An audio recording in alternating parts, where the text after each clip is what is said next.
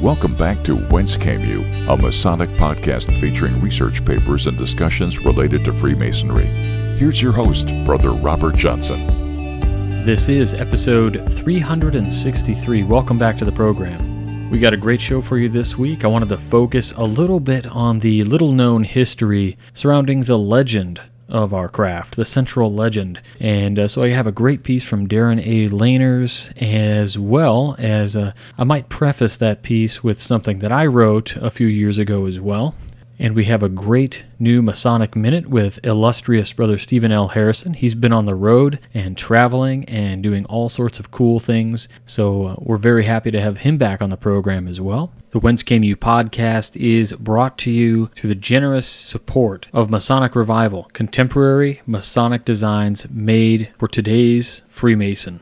You don't have to settle for throwing a plain old square and compass on anything anymore. Now you get something truly designed and truly wonderful. Whether it's aprons, awesome pins, and wonderful neckwear, bow ties, pocket squares, you name it, Masonic Revival has it. Head on over to MasonicRevival.com and check out what they have to offer. And make sure if you see Brother Edgar, tell him thanks for helping bring this program to all of you.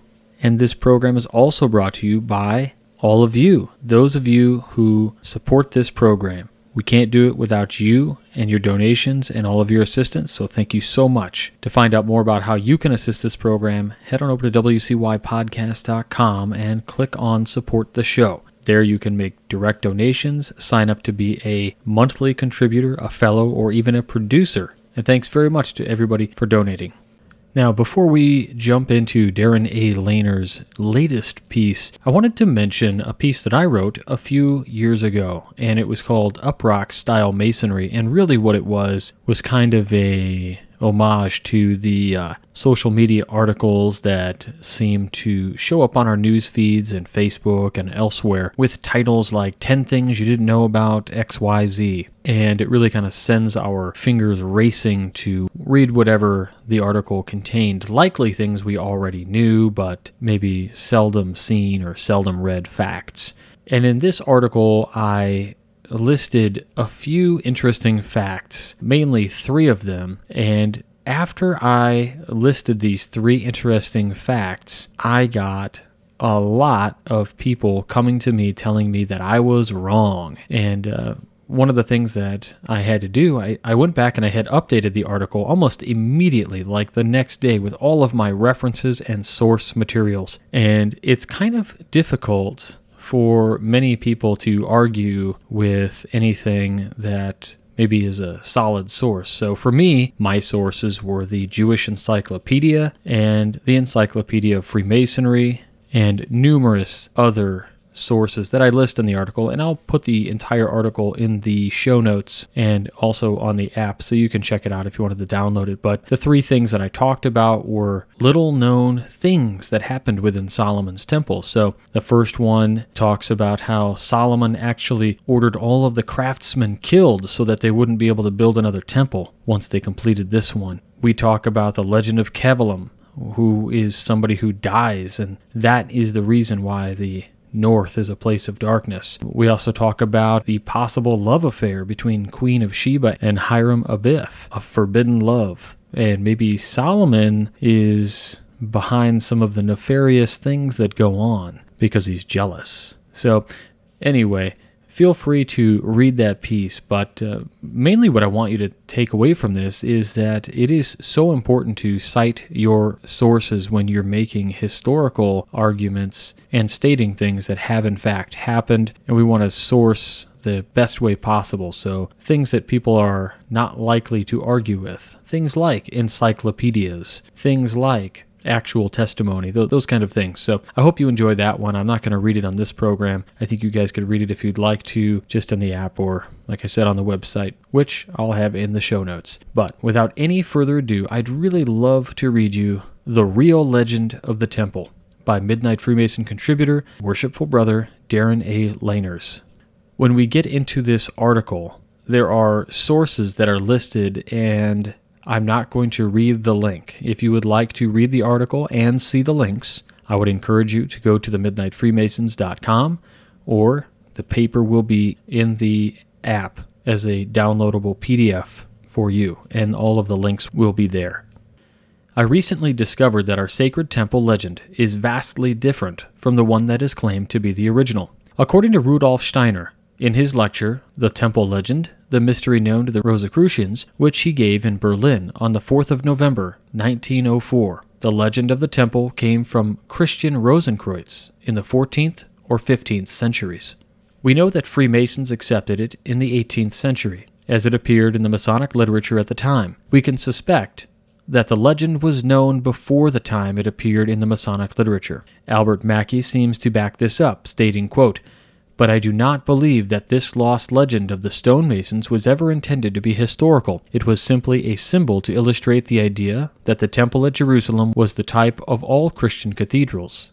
This symbolic legend, which I suppose to have existed among the stonemasons of the Middle Ages, was probably lost before the revival of Masonry in the year 1717. Anderson therefore framed a new legend out of the legend of the craft, the scriptural account, and his own invention. Upon this Andersonian legend, simple in the first edition of the Constitutions but considerably expanded in the second, the modern ritualists have framed another legend, which, in many important details, differs from Anderson's, from the legend of the craft, and from the account in the Bible." End quote.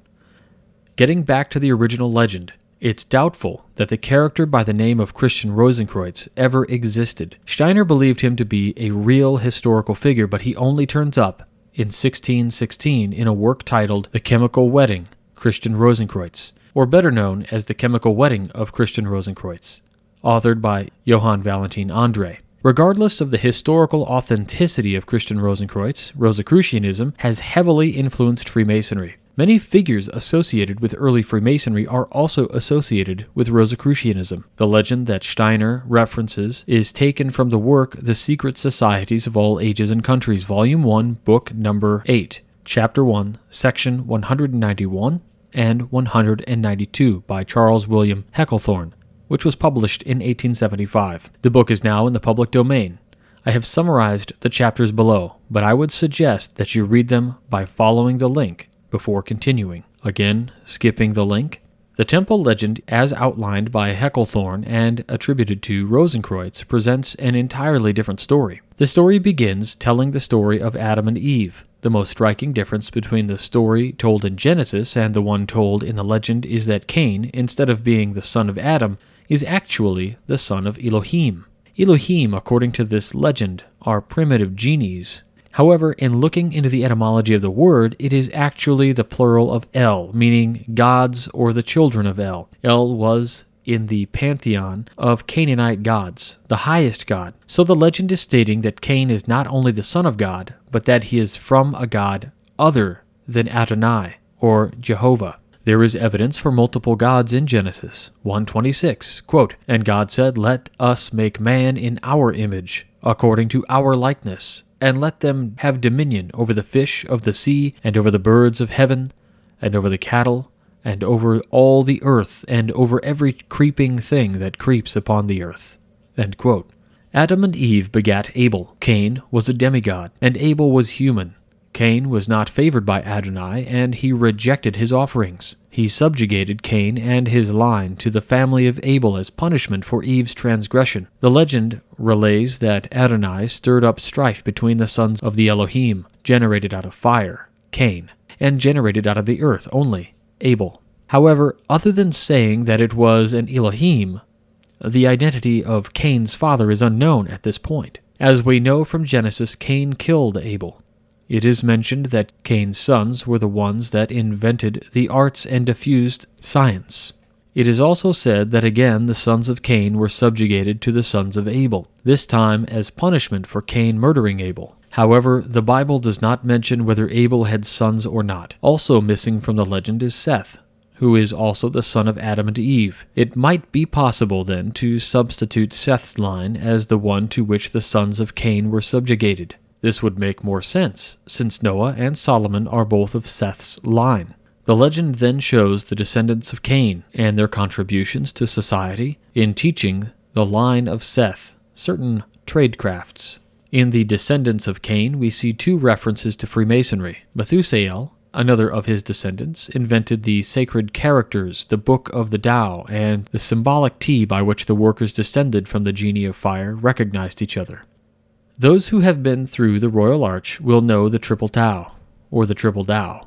It is a symbol of that order. We are also told, quote, T.C., who first constructed a furnace, worked in metals, and dug subterranean caves in the mountains to save his race during the deluge.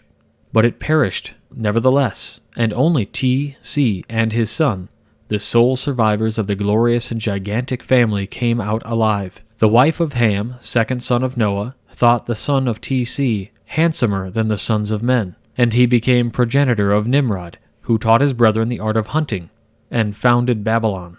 Adoniram, the descendant of T.C., seemed called by God to lead the militia of the free men, connecting the sons of fire with the sons of thought, progress, and truth. End quote.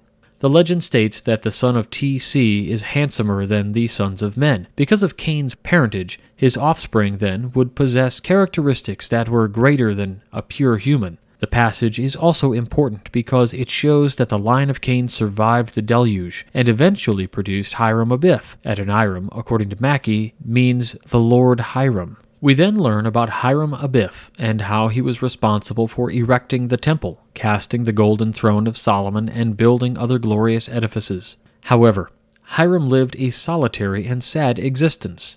He was hated by many, including Solomon, who was jealous of his talents. During this time, the wisdom of Solomon was well known in many nations of the earth. This apparently attracted Balkis, the queen of Sheba, who came to visit Solomon and became betrothed to him. Solomon, knowing Hiram to be more talented and handsome than he, tried to keep the queen from meeting Hiram. He, however, failed, and eventually they met. Of course, it was love at first sight for Hiram. The queen was so impressed with the temple, she demanded to see all of the men who worked on it. Solomon, thinking this impossible, denied the request. However, Hiram quickly made the Tao symbol in the air from a high point, and the workmen assembled for Balkis to see. This action, along with the gaze of Hiram, apparently captivated her.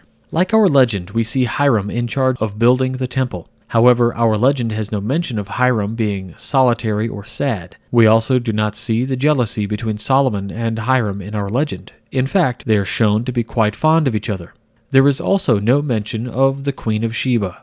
We do see, however, a tie to Royal Arch Masonry by Hiram tracing the Tao symbol and how that symbol calls the workmen to assemble.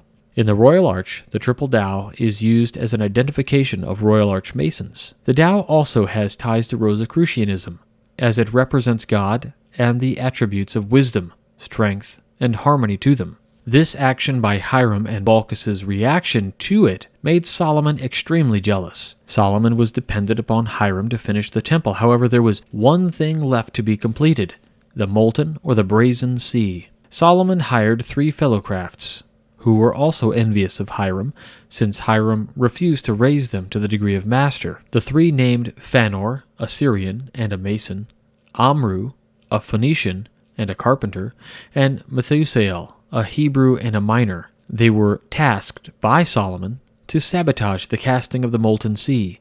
One of Hiram's friends, Benoni, discovered the plot and reported it to King Solomon. King Solomon did nothing to prevent the plot. When the sea was cast, the molten metal poured over the mold. The crowd that had gathered to witness this soon fled in panic. Hiram stood his ground, using the water to try to fight the flames, but this only caused steam to rise and then to cool and come back down to the earth, spreading more terror and death. Hiram looked to find his friend Benoni among those who had not fled. Little did he know that his friend had been executed by Solomon in order to keep his murderous plot a secret. At this point, Hiram accepted his fate and turned his thoughts to the beautiful queen Balkis. Just as he was about to perish, he heard a voice calling out his name. Hiram saw a giant figure who told him that he had made Hiram fireproof and told him to cast himself into the flames.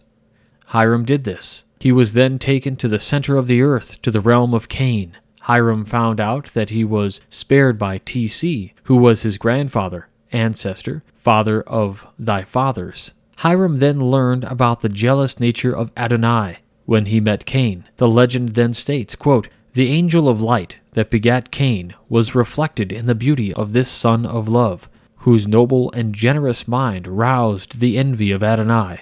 End quote. The beauty of Cain made Adonai jealous, and that prompted his action to curse Cain. For the record, there is no mention of Cain's committing murder. Hiram then heard a prophecy about how the line of Cain would triumph over the line of Adam, and he was returned to earth. T.C. gifted Hiram a magical hammer, which he then used to fix and complete the molten sea in one night, leading to the adoration of Balkis and countless others.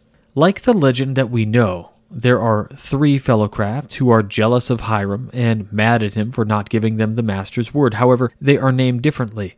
We have no trace of the molten sea disaster in our legend.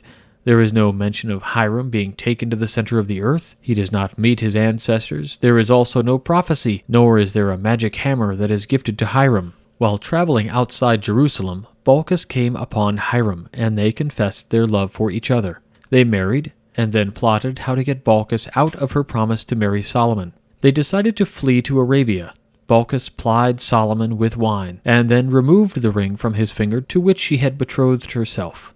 Meanwhile, Solomon had hinted that the removal of his rival Hiram would not bring punishment to the 3 fellowcraft. They assaulted Hiram when he came into the temple, but Hiram was able to dispose of the master's word, which was inscribed on a golden delta that he wore around his neck, and he cast it into a deep well. They took Hiram's body and buried it on a solitary hill, placing a sprig of acacia to mark the site. Hiram was not seen for 7 days, and the people started to clamor for him. Solomon then called for a search for Hiram.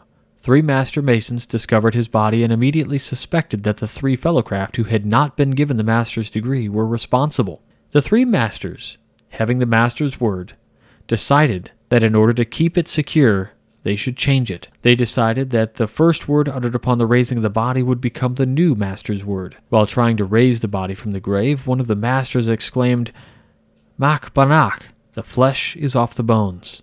This, then, became the substitute for the master's word. The 3 fellowcraft were hunted down, and rather than be captured, they committed suicide. Their heads were then brought to King Solomon. A search was then made for the master's word, which was found at the bottom of the well where Hiram had thrown it. Solomon then had it placed on a triangular altar erected in a secret vault which was built under the temple. The triangle was further hidden by a cubical stone upon which the sacred law had been written.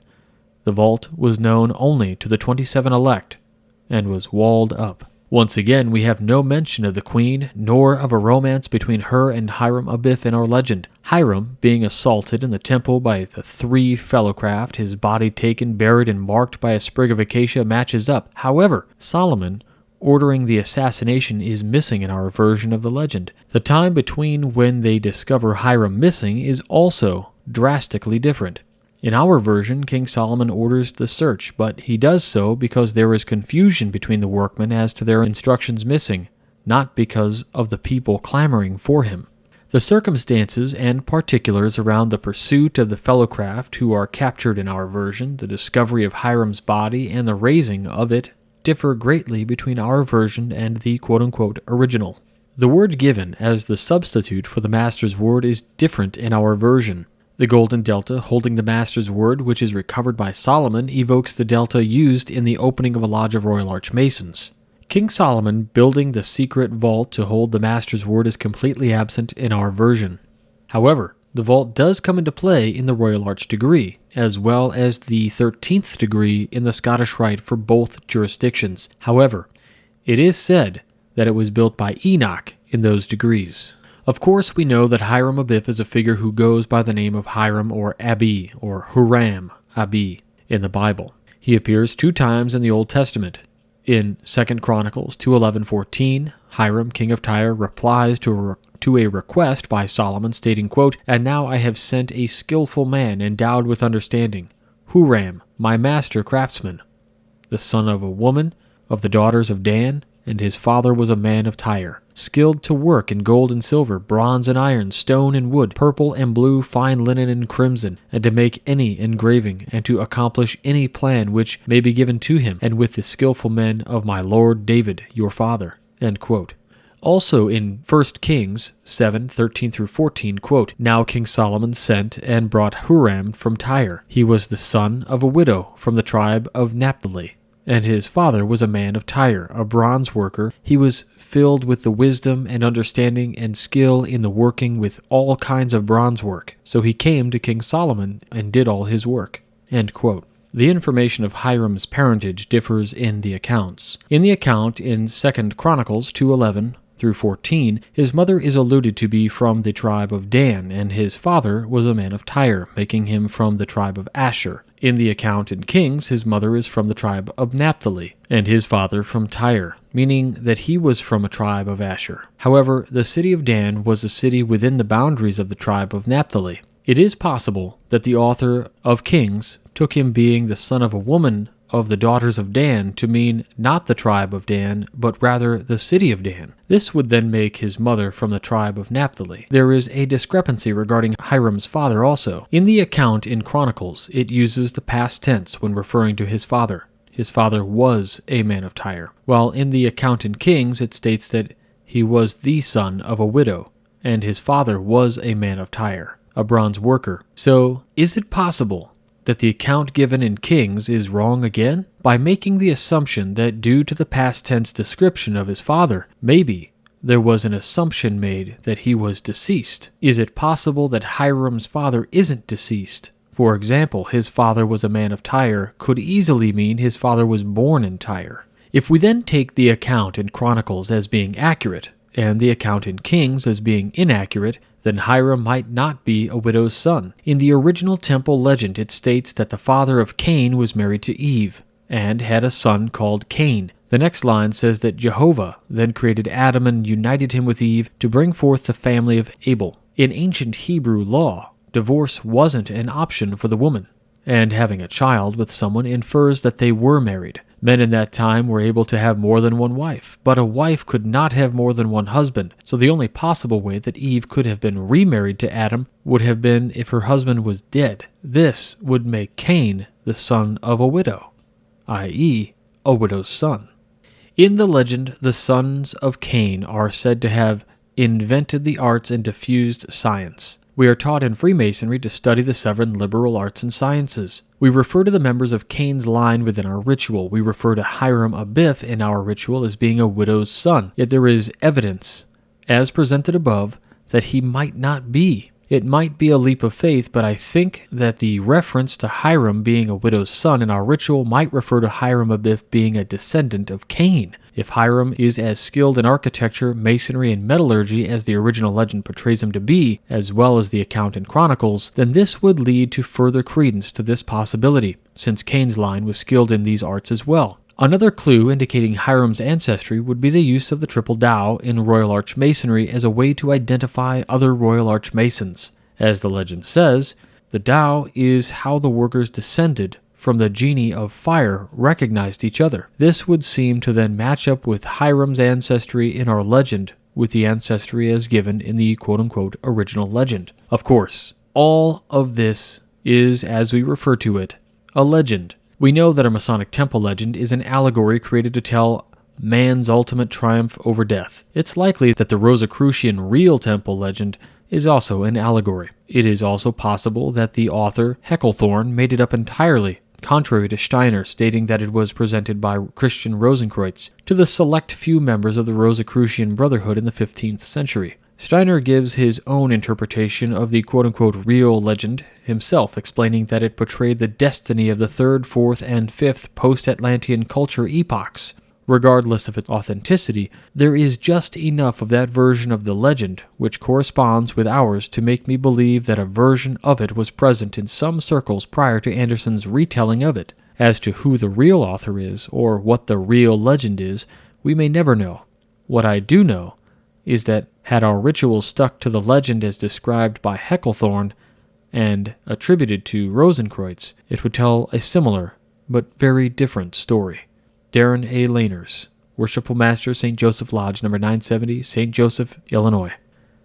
Wow, so how amazing of a tale is that if we had had the Christian Rosenkreuz's version of the temple as totally different. But I hope the reader, or the listener in this case, picked up on a few interesting things. What we find also, and Brother Darren did not mention this, there is a possible further allusion to a quote-unquote widow's son, which would make Hiram Abiff from the line of Ruth, who is known as the widow.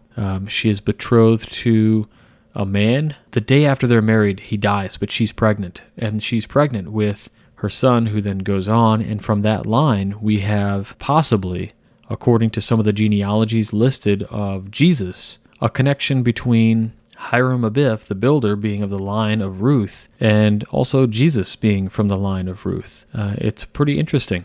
Also, one can take it further to pick apart some of the hidden story that is within. No doubt anything that is mentioned along the lines of Christian Rosenkreuz or the Rosicrucianism, there are multiple layers of hidden content, and much of it is not so much hidden from the scholar, it's just hidden from the everyday Joe who reads these kind of things and has no clue that maybe the words we're reading actually mean something completely different. A great example is the word Abel, which, according to Robert Alter, means a different word, which sounds like Abel, but it's actually not a name, it's a description of what will happen. So we find that Abel actually, his name means one who's about to die. So it's not a name ever. It's just describing this guy who is always about to die. He is the character who will die in the story. And things take on a whole new context, whole new meaning by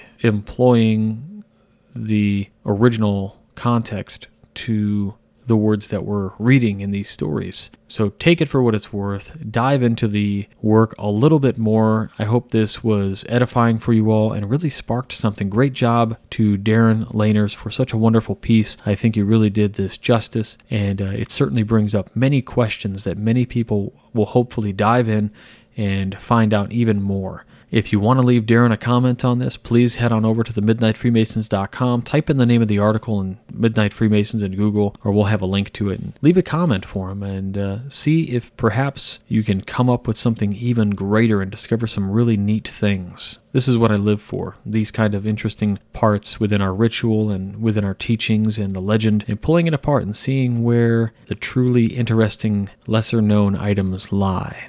Now comes the point in the show where I ask you to help support this show. How do we do that? Well, we have a bunch of different ways to do that today. If you head on over to wcypodcast.com, you can click on direct donation through PayPal, which we briefly touched on in the beginning of the program. Of course, you can make that one-time donation, or you can sign up to be a monthly contributor. Contributing $2 a month, $5, or even $10 a month, whatever you choose really helps the program out. Of course, we have a limited edition shop where you can pick up any number of items that come direct from us. Help us out by going to masonicrevival.com, but also we have some other affiliates that are really important. Banker's Best, one of the most unique things we've ever done, is to work with Brother Levi Banker out of St. Louis, who owns his own company called Banker's Best Beard and Skincare. He's been so generous. If you head to wcypodcast.com, click on More, then click on Banker's Best, and you can check out a bunch of the different products he's got. He's got a whole line of beard care products, skin care, oils, balms, all of this stuff, and he has been doing it a long time. He knows a lot about it. Everything is handmade, quality items. We even came up with the King Solomon's Reserve Beard Balm, which is a few years old now, but remains one of the great products that he still offers. Even the artwork on the bottle was done by a brother. The nice thing about this particular product is 50% of the proceeds come back to the program. If you're a history guy like me, then you'll be pleased to know that what makes the beard oil and balm very special is that it was made utilizing the fragrances specific to the exports of King Solomon's time and location, which is amazing. So black fig and honey is the formula. Luxurious scent, as Levi says, truly fit for our first Grand Master. If you use the promo code BBWCY357 at checkout, you'll also get a little bit of a percentage off. Please check that out. Banker's Best, or just head on over to buybankersbest.com. We also have a code with On It. You can go to our website, click on More, then go to On It, and you can click through any of the links here, or just go to onit.com and use the promo code WCY at checkout. You'll get 10% off, and they'll send a little bit back to the program to help us out. And of course, it's business time. The book that I wrote with John T. Ruark. It is making some real waves, and people are using it and seeing success. So check that out on Amazon. You can click right to it. You can get it on Audible, Kindle, or in print, even on iBooks. And last but not least, I want to ask you to check out the Great Books program. You'll see the banner for it on the left-hand side, Intellectual Linear Progression. Use the promo code WCY, or you can just click on that link there, and you'll actually go right to the website and hear a little bit from Scott Hambrick about how awesome the program is. So that's it. I hope you guys enjoyed, and thank you so much for helping us out. Let's clear up some confusion about Brother Guillotine, Dr. Guillotine, and the guillotine. Brother Joseph Ignace Guillotine, who lived from 1728 to 1814, was a French physician, a founding member of the Grand Orient of France, founder of Lodge La Vérité, a member of the famed Lodge of the Nine Sisters in Paris, and master of Concord Fraternal Lodge in 1719. He also founded the French Academy of Medicine. Legend has it he invented the guillotine and was eventually executed by the device. Neither is true. Guillotine was, in fact, opposed to the death penalty. He therefore proposed execution for the condemned should be as swift and painless as possible. As a member of the French Assembly, he pushed for reform and suggested the development of a mechanism that beheads painlessly, if indeed that is possible. At the time, beheading in France was typically done by axe or sword, and let's just say it didn't always go well. The machine was invented after his suggestion and given a name close to his own. In a speech to the Assembly in December 1789, he said, "With my machine, I cut off your head in the twinkling of an eye, and you never feel it," mistakenly referring to it as, quote, "my machine." The similarity to his name and his statement has led people to believe he invented and built the device. In yet a further coincidence, another doctor, J.M.V. Guillotine from Lyon, met his death by guillotine, and the similarity of his name and profession led to the confusion with Brother Guillotine, who died of natural causes at home in Paris. For the Whence Came You podcast, this is Steve Harrison with the Masonic Minute. All right, that's it for this week. I hope you all enjoyed. It has been a real pleasure to bring you this Masonic education week after week for the last several years. You all have been so kind, and as usual, I know I say thank you all the time in almost every episode, but I really mean it, guys. Thank you so much for allowing me to be the person to bring this to you and to be a part of your Masonic journey. It means more to me than you'll ever know, and the only thing that makes it better is hearing from you guys. So anytime you would like to reach out, please feel free. You know, I'm on Facebook, I'm on all of the social media sites, so check that out. If you want to send me an email, feel free. My email address is wcypodcast@gmail.com, or you can send it to admin@wcypodcast.com, whichever you'd like. They both get back to me. I don't always reply right away. Sometimes it takes me a week or two, sometimes even 3. I get a little backed up, but just know that I did get your email, I did read it, and I will respond. That's it. Thank you so much. We'll talk to you all next week, and until then, stay on the level. For Whence Came You, I'm Robert Johnson.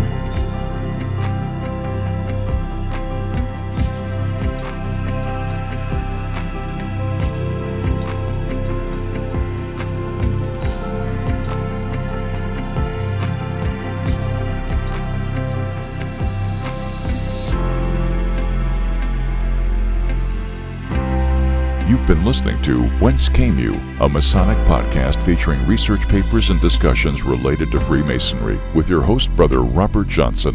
Be sure to join us for our next edition.